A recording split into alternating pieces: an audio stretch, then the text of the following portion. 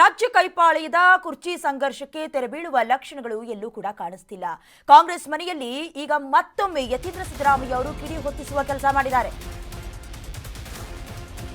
ಕುರ್ಚಿ ಸಂಘರ್ಷಕ್ಕೆ ಕೈಪಾಳ್ಯದಲ್ಲಿ ತೆರೆ ಕಾಣುವಂತಹ ಲಕ್ಷಣಗಳೇ ಕಾಣಿಸ್ತಾ ಇಲ್ಲ. ಕಾಂಗ್ರೆಸ್ ಮನೆಯಲ್ಲಿ ಯತೀಂದ್ರ ಸಿದ್ದರಾಮಯ್ಯ ಮತ್ತೊಂದು ಕಿಡಿಯನ್ನ ಹೊತ್ತಿಸಿದ್ದಾರೆ. ಮತ್ತೆ ಮೇನ್ ಸ್ಟ್ರೀಮ್ಗೆ ಬಂದಿದೆ ಕುರ್ಚಿ ಕದನ. ಸಿಂಹಾಸನಕ್ಕಾಗಿ ಸಿದ್ದರಾಮಯ್ಯ ಡಿಕೆಶಿ ಒಂದು ಕಡೆ ಕುದಿತಾ ಇದ್ದಾರೆ. ಕುರ್ಚಿ ವಿಚಾರವಾಗಿ ಡಾಕ್ಟರ್ ಯತೀಂದ್ರ ಮತ್ತೆ ಕಹಳೆ ಮುಳುಗಿಸಿದ್ದಾರೆ. ಅಪ್ಪನ ಪರವಾಗಿ ಪದೇ ಪದೇ ಯತೀಂದ್ರ ಬಹುಪರಾಕ್ ಮಾಡ್ತಾ ಇದ್ದಾರೆ. ದಿನ ದಿನಕ್ಕೂ ಸೀಟ್ ಫೈಟ್ ಒಂದೊಂದು ಸ್ವರೂಪ ಪಡ್ಕೊಳ್ತಾ ಇದೆ. ಒಂದು ಕಡೆ ಮೇಲ್ನೋಟಕ್ಕೆ ಏನೂ ಆಗ್ತಾ ಇಲ್ಲ, ಎಲ್ಲ ಕೂಲ್ ಅಂಡ್ ಕಾಮ್ ಆಗಿದೆ ಅಂದ್ರೂ ಕೂಡ ಒಳಗಡೆ ಬೆಂಕಿ ಜ್ವಾಲೆಯನ್ನ ಹಬ್ಬುತ್ತಾ ಇದೆ. ಅಧಿವೇಶನದ ಹೊತ್ತಲ್ಲಿ ಕುರ್ಚಿ ಕದನ ಜೋರಾಗ್ತಾ ಇದೆ.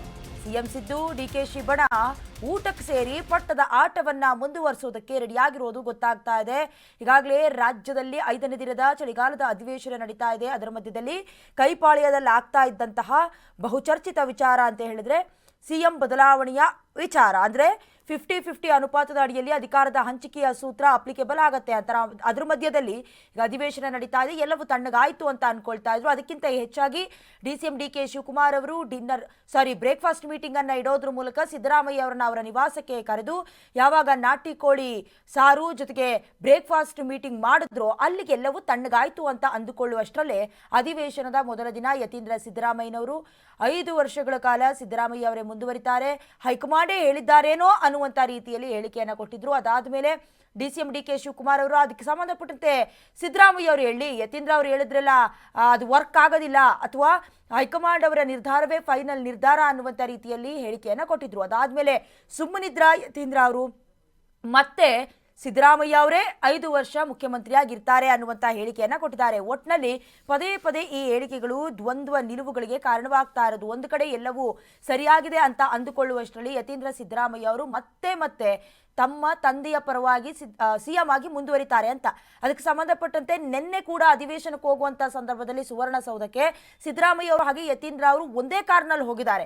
ಆಗಿದ್ದಾಗ ಇಬ್ರು ಚರ್ಚೆ ಮಾಡ್ಲಿಲ್ವಾ ಅಥವಾ ಬಹಿರಂಗವಾದ ಹೇಳಿಕೆಗಳನ್ನ ಕೊಡಬೇಡ ಅಂತ ಏನಾದ್ರೂ ಮನದಟ್ಟು ಮಾಡುವ ಕೆಲಸ ಆಗ್ಲಿಲ್ವಾ ಅನ್ನುವಂಥ ಪ್ರಶ್ನೆ. ಯಾಕಂದ್ರೆ ಈಗಾಗಲೇ ಸಿದ್ದರಾಮಯ್ಯ ಅವರು ಶಾಸಕರನ್ನ ಸಚಿವರನ್ನ ಕೂರಿಸ್ಕೊಂಡು ಮೀಟಿಂಗ್ ಮಾಡಿದ್ದಾರೆ, ಯಾವ ರೀತಿ ನಡ್ಕೊಳ್ಬೇಕು, ಯಾವ ರೀತಿ ಸಮರ್ಥನೆ ಮಾಡ್ಕೊಳ್ಬೇಕು ಅಂತ. ಆದ್ರೆ ಯತೀಂದ್ರ ಅವರನ್ನ ಮರ್ತು ಬಿಟ್ರ ಸಿದ್ದರಾಮಯ್ಯ ಅವರು ಅನ್ನುವಂಥ ಚರ್ಚೆ ಡಿಸಿಎಂ ಡಿಕೆ ಶಿವಕುಮಾರ್ ಅವರು ರೈಸ್ ಮಾಡ್ತಿದ್ದಾರೆ. ಸದ್ಯಕ್ಕೆ ಲೀಡರ್ಶಿಪ್ ಚೇಂಜ್ ಇಲ್ಲ ಅಂತ ಸಿಎಂ ಪುತ್ರ ಯತೀಂದ್ರ ಸಿದ್ದರಾಮಯ್ಯ ಅವರು ಹೇಳಿಕೆಯನ್ನ ಕೊಟ್ಟಿದ್ರು. ಹೈಕಮಾಂಡ್ ಕೂಡ ಸ್ಪಷ್ಟವಾಗಿ ಹೇಳ್ಬಿಟ್ಟಿದೆ ಇದ್ರ ಬದಲಾಗಿ ಅಂದ್ರೆ ಯಾವುದೇ ಚೇಂಜಸ್ ಆಗೋದಿಲ್ಲ ಅಂತ. ಕುರ್ಚಿ ಕಾದಾಟದ ಬೆಂಕಿಗೆ ಸಿಎಂ ಪುತ್ರ ಮತ್ತೆ ತುಪ್ಪ ಸುರಿದಿದ್ದಾರೆ. ಕೇವಲ 4 ದಿನದಲ್ಲಿ ಹೇಳಿಕೆಯನ್ನ ಮತ್ತೆ ಪುನರುಚ್ಚಾರಣೆ ಮಾಡಿದ್ದಾರೆ ಯತೀಂದ್ರ ಸಿದ್ದರಾಮಯ್ಯ. ರಾಜ್ಯದಲ್ಲಿ ಸದ್ಯಕ್ಕೆ ನಾಯಕತ್ವ ಬದಲಾವಣೆ ಇಲ್ಲ ಅಂತ ಹೈಕಮಾಂಡ್ ಸ್ಪಷ್ಟವಾಗಿ ಹೇಳಿಬಿಟ್ಟಿದೆ ಅಂತ ವಿಧಾನ ಪರಿಷತ್ನ ಸದಸ್ಯ ಯತೀಂದ್ರ ಸಿದ್ದರಾಮಯ್ಯ ಅವರು ಮತ್ತೊಮ್ಮೆ ಮಗದೊಮ್ಮೆ ಅದೇ ಹೇಳಿಕೆಯನ್ನು ಯಾಕೆ ಕೊಡ್ತಾ ಇದ್ದಾರೆ? ಇದಕ್ಕೆ ಸಂಬಂಧಪಟ್ಟಂತೆ ಹೇಳಬೇಕಂತ ಹೇಳಿದ್ರೆ ನಾಯಕತ್ವ ಬದಲಾವಣೆಯ ವಿಚಾರವನ್ನೇನಾದರೂ ಮಾತಾಡಿದ್ರೆ ಶಿಸ್ತು ಸಮಿತಿಯಿಂದ ನೋಟಿಸ್ ಕಳಿಸಲಾಗತ್ತೆ. ಹಾಗೆ ಇಕ್ಬಾಲ್ ಹುಸೇನ್ ಅವ್ರಿಗೂ ಕೂಡ ನೋಟಿಸ್ ಕಳಿಸಿದ್ರು. ಆದರೆ ಹೈಕಮಾಂಡ್ ಇದೆಲ್ಲ ನೋಡ್ಕೊಂಡು ಸುಮ್ಮನಿರೋದು ಯಾಕೆ? ಇದು ಪ್ರಶ್ನೆ. There is no tussle for PM post right now. I have already told you. Now everything is clear. The High Command has clearly said.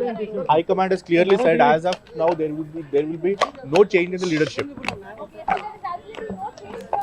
No confusion, no change. Kannada.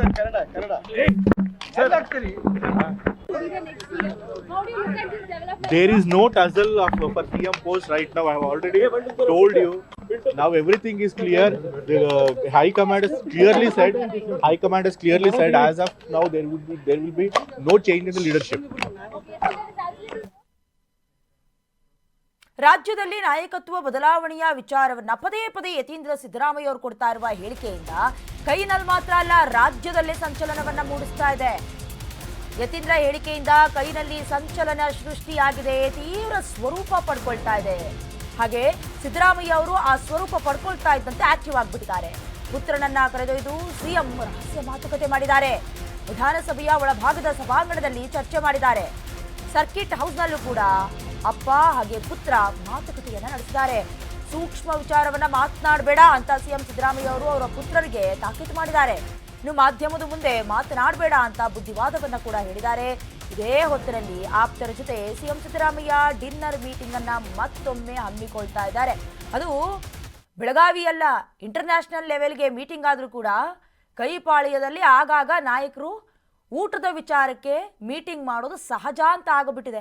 ಇದಕ್ಕೆ ಸಂಬಂಧಪಟ್ಟಂತೆ ವರಿಷ್ಠರು ಕೂಡ ಒಂದ್ಸರಿ ಹೇಳಿದ್ದಾಗಿದೆ, ಡಿನ್ನರ್ ಮೀಟಿಂಗ್ಗಳನ್ನು ಅಥವಾ ಲಂಚ್ ಮೀಟಿಂಗ್ಗಳನ್ನು, ಬ್ರೇಕ್ಫಾಸ್ಟ್ ಮೀಟಿಂಗ್ಗಳನ್ನು ಮಾಡಬೇಡಿ, break ಹಾಕಿ ಬಾಯಿ ಮುಚ್ಕೊಂಡು ನಿಮ್ಮ ಕೆಲಸ ಏನಿದೆ ಅದು ಮಾಡ್ಕೊಂಡು ಹೋಗಿ ಅಂತ. ಆದರೆ ಅದೇನು ಸಿದ್ದರಾಮಯ್ಯ ಅವರು ಕಳೆದ ಒಂದಷ್ಟು ದಿನಗಳಿಂದ ಪದೇ ಪದೇ ಔತಣಕೂಟಗಳನ್ನು ಏರ್ಪಾಡು ಮಾಡೋದು.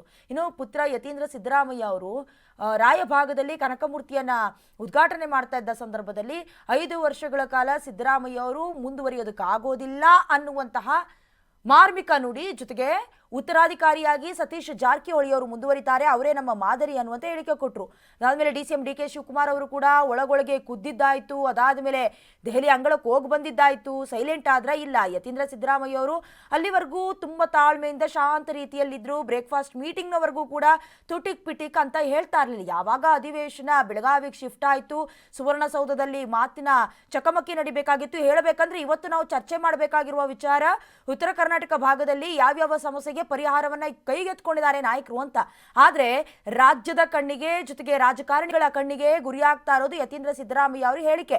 ಪದೇ ಪದೇ ಸಿದ್ದರಾಮಯ್ಯ ಅವರೇ ಮುಂದುವರಿತಾರೆ ಅನ್ನೋದು ಅಥವಾ ನಾಯಕತ್ವದ ಬದಲಾವಣೆಯ ವಿಚಾರವಾಗಿ ಕುರಿತಂತೆ ಆಗಾಗ ಕೊಡ್ತಾ ಇರುವಂತಹ ಹೇಳಿಕೆಗಳು ಈಗ ಸಿಎಂ ಸಿದ್ದರಾಮಯ್ಯ ಅವರ ನಿದ್ದೆ ಕೆಡಿಸಿದೆ ಅಂತ ಹೇಳಿದ್ರು ಕೂಡ ತಪ್ಪಾಗೋದಿಲ್ಲ. ಹಾಗಾಗಿ ಅವರನ್ನ ಸ್ವತಃ ಕರೆದು ಖುದ್ದಾಗಿ ಸೂಕ್ಷ್ಮ ವಿಚಾರಗಳ ಬಗ್ಗೆ ಮಾತನಾಡಬೇಡ ಅಂತ ತಾಕೀತು ಮಾಡಿದ್ದಾರೆ ಅನ್ನುವಂತಹ ಮಾಹಿತಿ ಲಭ್ಯ ಆಗಿದೆ. ಮುಖ್ಯವಾಗಿ ಮಾಧ್ಯಮದ ಮುಂದೆ ಮಾತನಾಡಬೇಡ ಅಂತ ಬುದ್ಧಿವಾದ ಹೇಳಿದಾರಂತೆ. ಜೊತೆಗೆ ಇದೇ ಹೊತ್ತಿನಲ್ಲಿ ಈ ಬಗ್ಗೆ ಮಾತನಾಡೋದು ಬೇಡ ಅಥವಾ ಈಗಾಗಲೇ ರಣತಂತ್ರವನ್ನ ರೂಪಿಸಿಕೊಂಡಿರೋದ್ರಿಂದ ಇದು ಕೂಡ ಸ್ಟ್ರಾಟರ್ಜಿ ಆಗಿರಬಹುದು. ಯಾಕಂತ ಹೇಳಿದ್ರೆ DCM DK ಶಿವಕುಮಾರ್ ಅವರು ಏನ್ ಹೇಳ್ತಾರೆ ಈ ಹೇಳಿಕೆಗೆ ಅಂದ್ರೆ, ಸಿಎಂ ಸಿದ್ದರಾಮಯ್ಯ ಅವರು ಮಾತನಾಡ್ತಾರೆ ಅಂತ ಹೇಳ್ತಾರೆ. ಆದ್ರೆ ಸಿದ್ದರಾಮಯ್ಯ ಅವರು ಇಲ್ಲಿವರೆಗೂ ಕೂಡ ಯತೀಂದ್ರ ಸಿದ್ದರಾಮಯ್ಯ ಹೇಳಿರೋದು ತಪ್ಪು, ನನ್ನ ಪುತ್ರ ಹೇಳ್ತಾ ಇರೋದು ಸರಿ ಇಲ್ಲ ಅನ್ನುವಂತ ಹೇಳಿಕೆ ಕೊಟ್ಟಿಲ್ಲ.